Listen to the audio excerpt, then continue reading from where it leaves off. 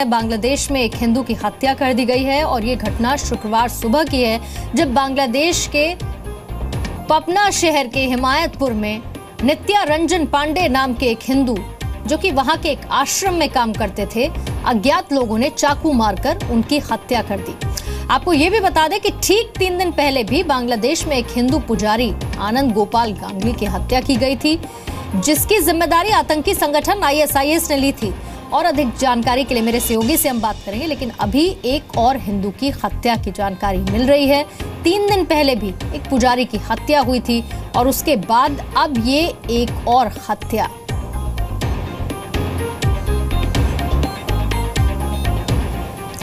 बांग्लादेश में 3 दिन के भीतर 2 हिंदुओं की हत्या हुई और इसीलिए हम ये सवाल भी खड़ा कर रहे हैं कि बांग्लादेश में हिंदुओं की हत्या कब तक। ये सवाल इसीलिए क्योंकि बांग्लादेश में हिंदुओं की आबादी लगातार घटती जा रही है और अगर आप आंकड़ों पर नजर डालेंगे तो आपको बांग्लादेश में हिंदुओं की हालत साफ दिखेगी। साल 1947 में बांग्लादेश में 28% हिंदू आबादी थी, जो कि साल 2011 में घटकर महज 8.5% रह गई। बांग्लादेश में करीब 1,35,00,000 हिंदू आबादी, जो कुल आबादी का 8.5% है। 1947 में बांग्लादेश में हिंदू आबादी 28% थी, जो कि घटकर हमने आपको बताया 8.5% हो गई। साल 2013-14 में बांग्लादेश में बड़े पैमाने पर हिंदू विरोधी हिंसाएं हुई। 2013-14 में बांग्लादेश के 20 जिलों में 50 हिंदू मंदिर, 1500 हिंदू घर तबाह कर दिए गए और पिछले 10 सालों में बांग्लादेश से 10 लाख से ज्यादा हिंदू आबादी पलायन कर चुकी है। बांग्लादेश के संपत्ति कानून में 12 लाख हिंदू हैं, परिवार की 20 लाख एकड़ जमीन हड़पी गई। साल 2014 में हिंदू अल्पसंख्यकों के 761 घरों में आग लगा दी गई, 193 घरों दुकानों को तोड़ दिया गया। अक्टूबर 2014 में दुर्गा पूजा के दौरान 23 दुर्गा पंडालों को भी तोड़ दिया गया। जी मीडिया संवाददाता मनीष शुक्ला इस पर और ज्यादा डिटेल्स दे रहे हैं। मनीष, जिस समस्या को हमने विस्तार से दिखाया, ये समस्या कोई नई नहीं है। 1947 से इसकी शुरुआत, 3 दिन में 2 हत्याएं, एक्शन क्या अभी तक? देखिए, ये पिछले 5-6 महीनों से कुछ ज्यादा ही हो गया है, क्योंकि पहले छिटपुट घटनाएं हो रही थी, लेकिन अब लगातार ये देखा जा रहा है कि प्लान तरीके से जो वहाँ पे हिंदू रह रहे हैं या बाकी जो दूसरे माइनॉरिटीज हैं, उन पर अटैक किया जा रहा है। और ये 3 दिन में लगातार ये दूसरी बार है जब जो वहाँ पे हिंदू रह रहे हैं और जो खासतौर पर जो पुजारी हैं या जो मंदिर में या वहाँ पे तमाम इससे जुड़े हुए लोग हैं, उनको टारगेट किया जा रहा है। और वहाँ पर आईएसआईएस से समर्थित जो लोकल ग्रुप्स हैं वो अटैक कर रहे हैं और अटैक ये जानबूझ के किया जा रहा है। मनीष, एक छोटा सा सवाल, इस हत्या की जिम्मेदारी किसी ने ली अभी तक? देखिए, अभी तक किसी ने रिस्पॉन्सिबिलिटी नहीं ली है, लेकिन ये कहा जा रहा है कि वहाँ पे एक आईएसआईएस समर्थित गुट है जिसने पहले भी हत्या की थी, वही एक गुट है जो माइनॉरिटीज को टारगेट कर रहा है। ठीक, बहुत बहुत शुक्रिया मनीष जानकारी के लिए।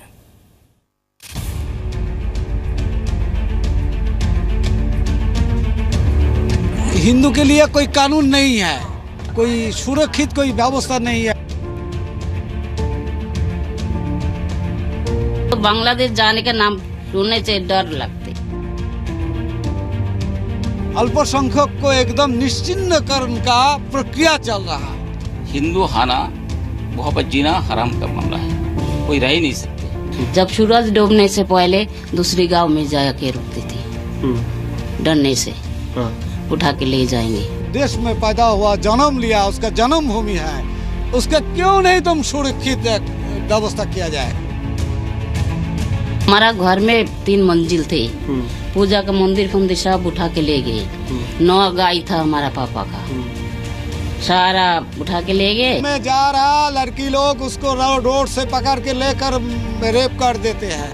अल्पसंख्यक हिंदू आबादी पर अत्याचार के मामले में बांग्लादेश पाकिस्तान से पीछे नहीं है।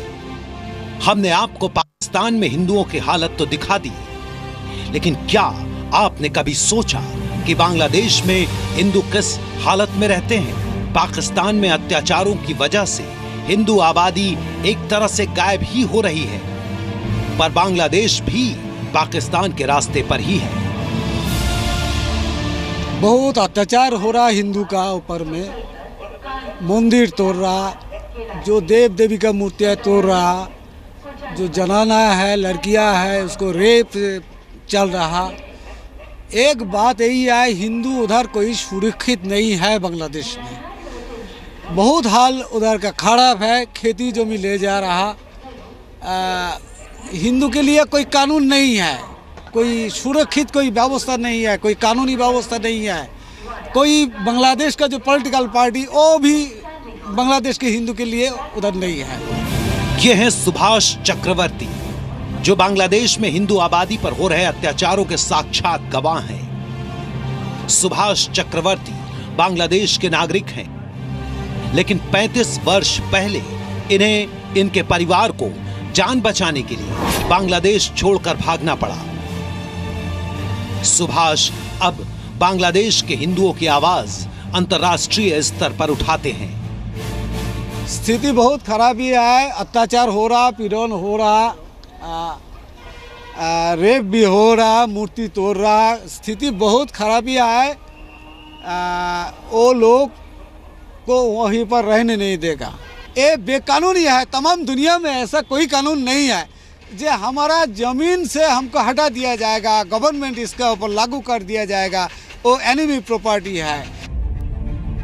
सुभाष चक्रवर्ती की तरह ऐसे हजारों हिंदू परिवार हैं जो बांग्लादेश में अत्याचार की वजह से अपनी जमीन छोड़ने के लिए मजबूर हो गए। ऐसा ही एक परिवार मधुसूदन बाला का है, जो 1970 में बांग्लादेश से भागकर भारत आ गए। मधुसूदन के परिवार को 18 वर्ष पहले भारत की नागरिकता मिल चुकी है। लड़की बहुत सुंदर है, उसको उठाना है, ऐसे बोल रहे थे।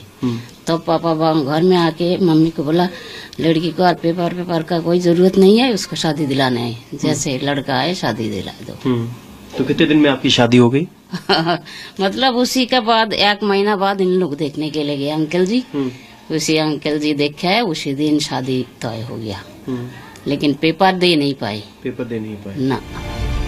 मधुसूदन और स्नेह बाला का परिवार बांग्लादेश के अल्पसंख्यकों पर भयानक अत्याचारों के लाखों गवाहों में से एक है। मधुसूदन बताते हैं कि किस तरह से बांग्लादेश में हिंदू परिवारों की बहु बेटियां असुरक्षित होती हैं। बहुत ही बुरी हालत है। जो हिंदू होना वो देश में हराम है, क्योंकि वहाँ पर हमारा ना कोई पूजा पर्वन चलते हैं, कोई सुंदर लड़की भी हो दिखाई दे किसी के नजर में आ जाते हैं, वो उठा के ले जाते हैं, ना केस होती है ना कुछ होती है। हमारा खुद ही भतीजी मुकुंद वाला का लड़की बगैरट कॉलेज से आ रहा था, तो वहां से रास्ता से उठा के लिया। इसी हालत सुनने के बाद मैं 2 महीना तक मेरा नींद हराम कर दिया था। ये बहुत ही कड़वा सच है कि पाकिस्तान और बांग्लादेश जैसे देशों में अल्पसंख्यक हिंदू आबादी खामोशी से भयानक अत्याचार झेल रही है। लेकिन अफसोस की बात यह है कि इनकी सुध लेने वाला या इनकी आवाज उठाने वाला दुनिया में कोई नहीं है। आखिर दुनिया में कौन ऐसा होगा जो अपनी जमीन छोड़कर कहीं और जाना चाहता है? हम इधर आया शरण लेने के लिए, हम यहाँ सिटीजनशिप बनने के लिए नहीं आया। और सिटीजनशिप हम नहीं चाहिए, कोई आदमी सिटीजनशिप मांगेगा उसको भी देना नहीं चाहिए। इसीलिए अभी इंडिया सिटीजनशिप देगा तो बांग्लादेश में बाकी जो हिंदू है वो लोग को एकदम पूरा सफाई करके लोग को हटा देगा। बांग्लादेश में हिंदू आबादी पर अत्याचार की कहानी सबसे भयानक है। ये कहानी आज की भी नहीं है। 1947 में बंटवारे के बाद से पाकिस्तानी सेना ने बांग्लादेश, जिसे उस वक्त पूर्वी पाकिस्तान कहा जाता था, वहां पर स्थानीय बंगाली लोगों पर भयानक अत्याचार किए। इसमें भी पाकिस्तानी सेना और कट्टरपंथियों के निशाने पर खास तौर पर अल्पसंख्यक हिंदू आबादी थी।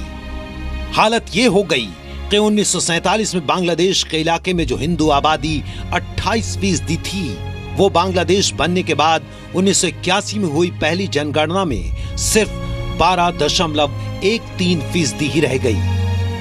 बांग्लादेश में इस्लामीकरण के नाम पर 1947 के बाद से करीब 30 लाख हिंदुओं की हत्या की गई और इस अत्याचार की वजह से 1981 तक आते आते बांग्लादेश से करीब 5 करोड़ हिंदू आबादी गायब हो गई।